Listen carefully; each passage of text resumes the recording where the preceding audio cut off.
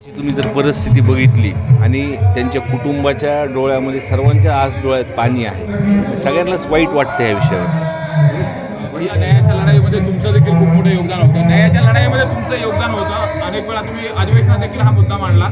मात्र आज हवा तितका न्याय ज्याला म्हणतो आपण, फास्ट ट्रॅक कोर्ट असेल किंवा एक आरोपी अद्याप फरार आहे, नेमकं याचं अपयश कुणाचं आहे? एक आरोपी आज सुद्धा फरार आहे. मी मागच्या वेळेस बोलताना म्हणलो होतं तो जिवंत आहे की नाही आहे.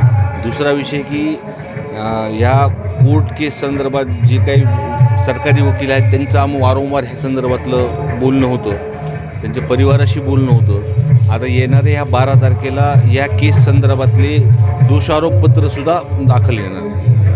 मात्र एकंदरीत जर बघितलं तर या संपूर्ण प्रकरणामध्ये इतर जे आरोपीला सहकार्य करणारे जे आरोपी होते, त्यांना सहारोपी केलं गेलं नाही किंवा इतर जो तपास आहे तो देखील झाला नाही. त्याच्या कुटुंबाच्या मागण्या होत्या, त्या मागण्यांकडे मी आत्तापर्यंत जेव्हा वाल्मिक कराड फरार होतं, मी त्यावेळेससुद्धा प्रत्येक बाईटमध्ये हा विषय बोललो होतो की जे CDR आहेत तो तपास काय, जे त्यांना त्यावेळेस संरक्षण देत होते, ती फरारी असतानामध्ये कुठं त्यांना थांबवलं होतं, त्यावेळेसचं तर त्यांचं CDR रिपोर्ट काढला मोबाईलचं, तर सगळ्या गोष्टी समोर येतील. अजून त्यांच्या न्यायाच्या लढाईमध्ये तुमची भूमिका कशी असणार इथून पुढे?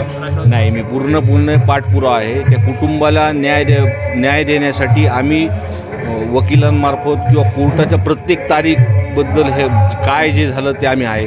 जोपर्यंत त्या वाल्मिक कराडला फाशी होत नाही तोपर्यंत आम्ही शांत बसणार नाही.